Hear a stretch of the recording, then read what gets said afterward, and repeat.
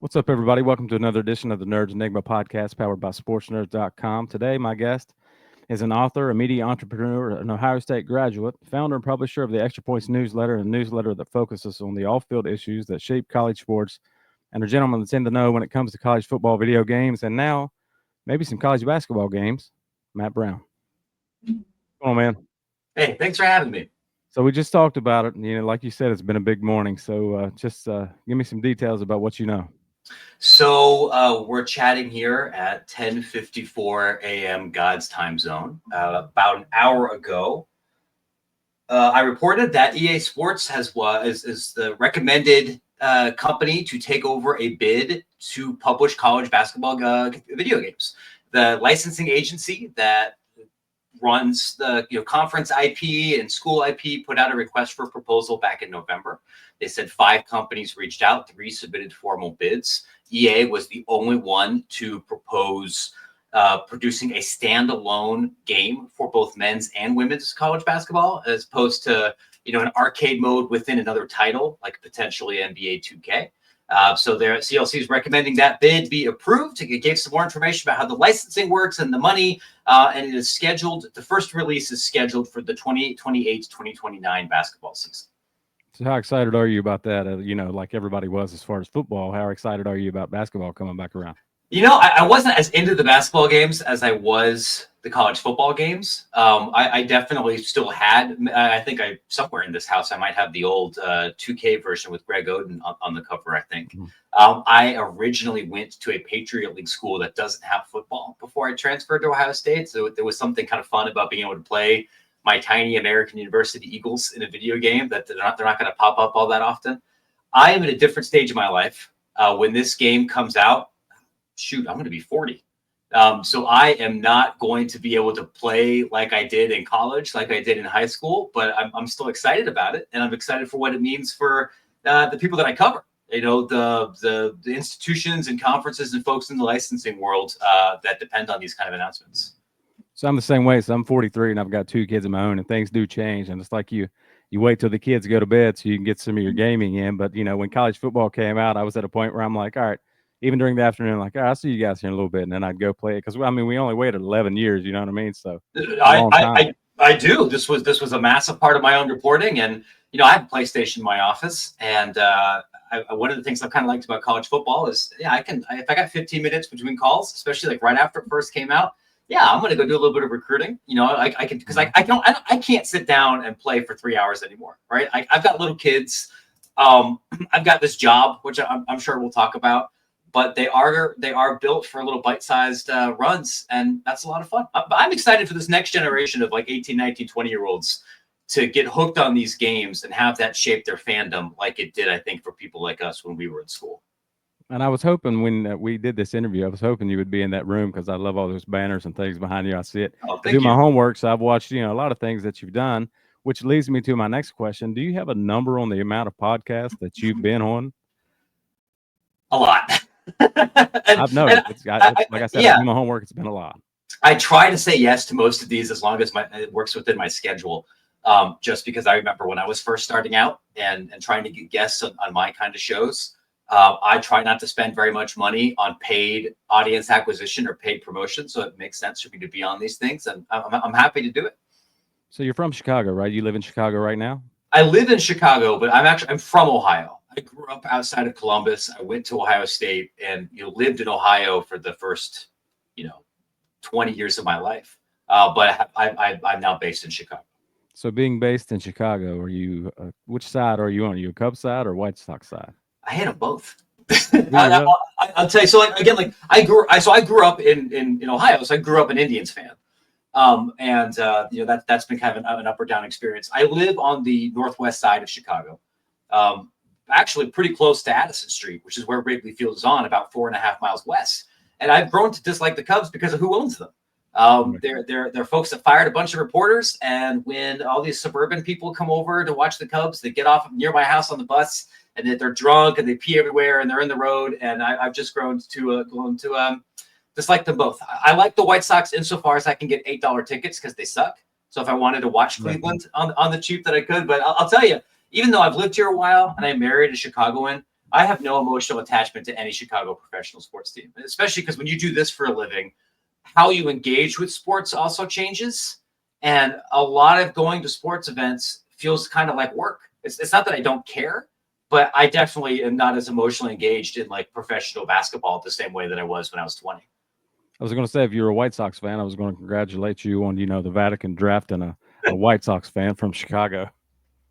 It is fun to see the billboards and everything here, and the White Sox leaning into that. If you don't have a product to sell in the field, sell His Holiness. So there are billboards around the town. The White Sox have really leaned into this. I want to say they did like a Pope night. Like they're promoting it quite a bit. So talk to me about, we'll get to extra points, and I want to get to your book and all that. I want you to plug everything you've got going on, but talk to me about, being in the know when it comes to college football and how that all came about for you, having some inside information and dealing with all these places and being able to supply, some of the big channels like Eric Rayweather and guys like Mike Straw, who I've talked to, some information when it comes to the game. How did all that come into play?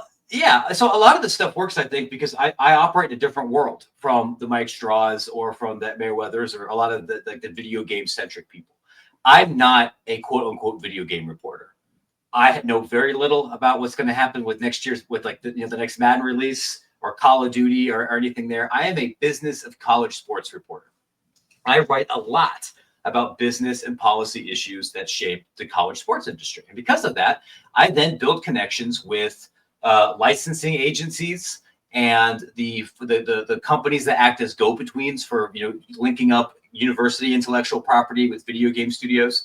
And that is where I got a lot of information about the development of college football and about the money behind all of these things. And then once you do that for a while, beyond open records requests and beyond those kind of relationships, you develop relationships with people at EA, at Take-Two, in the licensing department of all these other universities. And so they'll leak things to me or we'll have conversations that way. So I know it can be frustrating for some fans because they'll see me break some kind of news and they'll ask me about gameplay or they'll ask me about platforms or about these other things. I'm like, there's a narrow niche that I can tell you about, which is why I'm not kind of hanging out a shingle and being a video games reporter. But I mean, it's not a shade on anybody else, but like I talk to different people than you've been football video YouTubers do, because part of my job is to talk to agents and to talk to CLC and to talk to one team partners and to talk to the people that at Nike and everything. And that's just not part of the same world. So tell me about you. I think you got to go play college football 25 before it released, right? You were one of the few that went to actually play that game. So tell me about your experience there, because I know that was your first time actually going to like a gaming event. Like you said, you're not a gaming journalist, but just tell me about your experience there and how that went last year. It was kind of an interesting experience, like especially juxtaposed to my relationship with EA right now, because there were definitely people at EA who were pretty mad at me. And we're not exactly welcoming me with open arms when I got to campus, and that was because they're not used to writing. I mean, they're not used to news kind of steadily being leaked out and reported over the development cycle that they didn't control. If you're a gigantic publisher like EA, 2K, Ubisoft, anybody else, you're used to really controlling the narrative of how stuff comes out. And you can't FOIA Nintendo. You can't FOIA the Dallas Cowboys. It's hard to get some of these leaks because there's less paperwork. But because colleges are, by and large, state entities, they're obligated to share some of this information. And so you have some people at EA who are thrilled because they're like, this guy, through his reporting, has been building up hype and making sure that we're still in the conversation for the last 3 years. And some people are like, man, screw this guy. And so that was a little bit surreal. I definitely had babysitters when I was there, but it is great to be able to talk to people who actually make the thing. Like this is one of the things that's really become clear to me as I've written about this, and I imagine it's going to come up even more now that people are angry that this basketball game is not coming out next year, right? So it's going to be a couple of years in the future. Is that, am I allowed to swear on the show? Sure. Yeah. Video games are really fucking hard to make, especially AAA video games. And like you said, you can't copy and paste the code, like especially when college football comes around. You can't take what you did in 2014 and just copy and paste it. No. It was 2 video game systems ago. None of the engines are the same. Very little of the code is back and forth. And now for EA that doesn't have a current AAA basketball title, they're going to have to build a ton of stuff from scratch, and it takes a really long time. I think that consumers, by and large, do not really understand how video games are made. and they don't understand that it's not a completely linear process and you can't just throw a bunch of money or more people and make the thing go faster, which I think leads to a lot of their frustration with video game titles. And that is something I try to write about with empathy and try to dig through more as I do this kind of coverage. Not to say that everything EA or any other video game company does is great. Cards on the table, I'm pretty mad at them right now. Right. But I want people to understand how this sausage is made. And so being, in Orlando and talking to people who have been doing nothing but card art or shadow animation or physics in the last 8 months, you're like, thank you for, then they're excited. They're like, Matt, thank you for being the guy that reminds the internet that I'm a human being and how I can't just snap my fingers and have AI do all of this stuff here. And like, that's really rewarding. I think that's one of the fun parts about this beat in general is a lot of what I do, whether it's video game development or conference realignment or shoe deals or anything else, is just trying to pull back the curtain and help people better understand how it works. So tell me when you walked out of that event after playing college football 25, and I asked this because I had seen reports before it came out that it was only, they assumed that college football was only going to do about 30% of what Madden did as far as sales go. And to me, I'm like, and I was telling people at work, a lot of people that weren't gamers, I'm like, no, that they're way underestimating that. Because it's been a long time and the game is going to blow up. And I think it completely exceeded everybody's expectations. But as far as a rough draft, because what you played, I don't think was a complete, game, right? So what was your expectations coming out of that? I didn't really know what to expect, honestly, right? I think the way that fans think about NCAA 14 is tinged with some nostalgia, and you kind of forget what some of the flaws were at that game because so many people were just playing it religiously for a decade. Or your brain kind of pushes away some of the flaws with revamped or other titles. It was, on one hand, it was a little emotional for me just because this had been so much a part of my coverage and easily the biggest story of my career at that point. And it had been delayed and there had been hangups. And then I finally, have the thing in my hands and can see it. Like, that's really exciting. And seeing what it meant emotionally, because, I'm sitting there playing the game with a dude that helped make the game. And you're excited to see somebody else be able to show off their baby, right? Mm-hmm. What I played wasn't that much different from what I got to play, at home 2 months later. Not very many of the real players were in the version that I played. Most of the uniforms weren't. We found a couple of bugs that were later fixed, but the gist of the game, the how the physics engine worked and how the play calling worked and everything, was pretty similar. And it was exciting. I knew after playing it, I'm going to enjoy playing this game. And it wasn't a perfect game, but I definitely did. And most of the people that I see complaining about it, I'm like, my brother in Christ, you played 600 hours on this game that you paid $70 for. I know that it might have been frustrating to you, but you got your money's worth. That's still a good thing. Well, regardless, regardless of what it is in the game, there's always going to be people that find something, that want to complain, that want to do whatever to make it better. You can't please everybody. Yeah. But as far as the next release, which comes out in a week or so, just tell me about some of the things that we can see in college football 26 that may be different from what we've seen in 25 outside of adding a trophy room and the licensed music. And do you have any information on some things that we might see?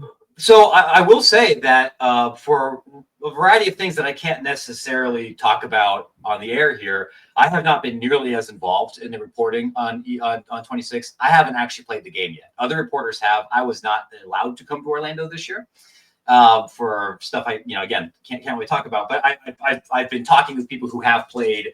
The way that it's been described to me was if you liked 25, you're going to really like 26. I think the biggest change that people are going to notice are with quality of life. That it's, formation subs are easier. Mm-hmm. Handling all of the data that you would get with the user interface in Dynasty mode and recruiting is going to be easier. Your Road to Glory mode is going to look substantially different. I didn't realize so many people were so emotionally attached to the idea of starting in high school, but I heard that just constantly again and again and again. I've been told that it plays different, but not that different. And you just have to understand, you don't get a gigantic development window to make games from year to year. But if you get the trophy room and a different R2G experience and you fix some of the flaws from the last game and you expand a little bit, I think a lot of people are going to be happy. I thought college football 25, not only did we go 11 years without it, I thought it was amazing. And yeah, it did have some bugs, but I thought that everybody, most people would enjoy the game. But like we talked about, you got people coming out that want to add this and that. But as far as 26 itself, I know we have little tweaks like dynamic lighting. And I think I seen something about dynamic weather, but I think that was geared a little more toward Madden. But do you know anything about the dynamic lighting and things like that as far as 26 goes? Only that it exists Yeah. is what I've heard. I know that a couple of the journalists in Orlando got to see a demo of this with the Rose Bowl and a couple of other places. I think it's cool that if you have a 3:30 kickoff, it gets dark at the end of the game. Right. But I also imagine it's not going to completely fill everybody's expectations, because like one of the things that I've learned from doing this is that some of the stuff that's most technically difficult are rendering stadiums and arenas, shadows, and lighting. Where that just takes a lot of computational power, a lot of engineers and everything. So I'm sure it's going to be a big improvement, but my expectations are modest. And you would think your life, by this podcast, your life completely revolves around college football, and it doesn't. But I do have one more question for you. What is something that you want to see, that you would want to see playing the game individually, that you would like for them to implement? Because for me, it would be, like I said, somebody's always on to the next thing. They want to see something else in 27's version. Sure. So for me, I would say something in 27, like maybe as far as a recruiting class, showing actually 6 or 8 recruits on the sideline. I thought that'd be like a nice touch to the game, But as far as you individually, what is something that you would like to see that maybe may not be in the game? Yeah, for me as individually, it will not be in this year's game. I've been told it is on the agenda in the future. Our FCS teams. Right. That's not something that I know the entire world cares about a lot, but I know multiple FCS programs have reached out. Like, hey, we have unique stadiums. We have players that want to be involved in this, and schools realize that it's an enormous marketing benefit to be involved in these projects. When in the old PlayStation 2 era, right? Like everyone wanted to play in the Kiddie Dome. That was the meme stadium at the University of Idaho, which looks like an aircraft hangar with carpet in it. I believe that before the end of this licensing run, there will be a Kiddie Dome in college football. Whether it's in 27 or 28, I don't know. I would love to see that, because a part of the experience for so many people is basically world building. They almost want to be like D&D DMs more than they want a football simulation, and they want to build their ideal realignment world and put in their favorite coaches and all this stuff. And that becomes more realistic when you're not playing against the FCS Northwest Pandas or whoever, but Montana State. And I could tell you about why that hasn't happened yet, but I'm hopeful it does later on in the future. I was always a fan of the Ivy League schools too. I wish it had the Ivy League schools in it so we could play with those, because they, like you said, they have some good stadiums too. Some really, Sure. The Yale Bowl is super different. Right. Getting the HBCU schools in there, and then their bands, I think would be great. There's a lot of room to grow in that, and I think in the game's presentation. So you're an author, so I want you to plug your book. Tell me about your book. What If? Sure. I wrote a book in 2017 called What If? A Closer Look at College Football's Great Questions.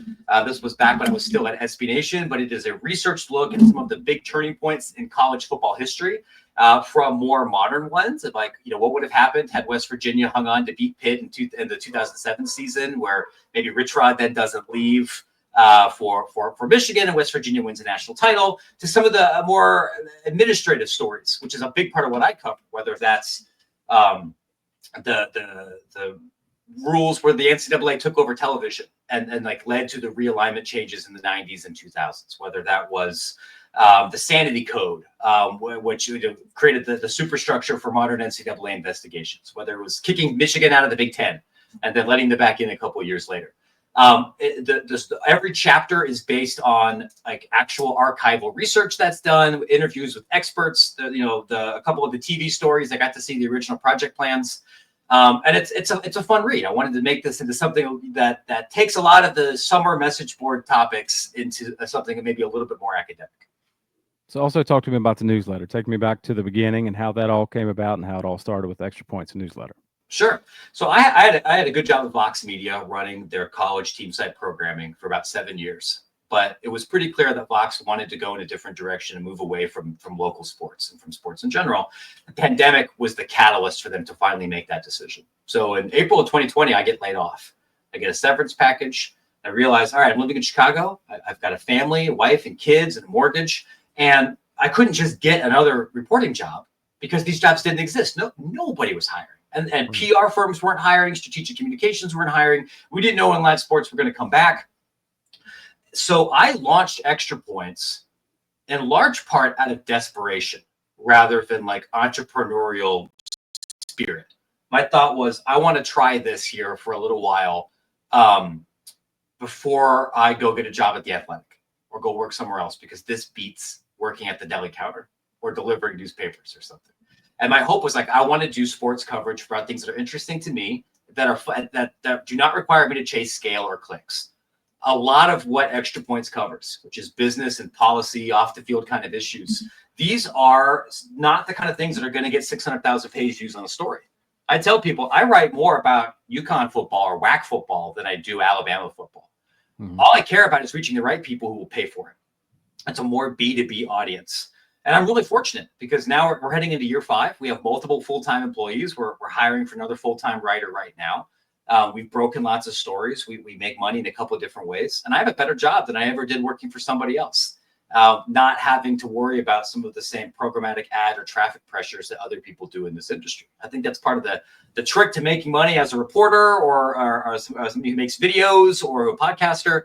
You can try to go after scale and try to make money that way, or you could try to make money with niches. And I've tried to go for the smaller B2B oriented audience, and that's worked out well. So I'll ask you one final question, something I ask everybody at the end of the interviews. What is something that you want people to know about you that they may not, outside of what you do professionally? I do spend a lot of time working on this stuff professionally, but I have other interests. I'm a musician. I'm a bad carpenter and will sometimes post pictures of stuff I built in my garage and woodworking and everything.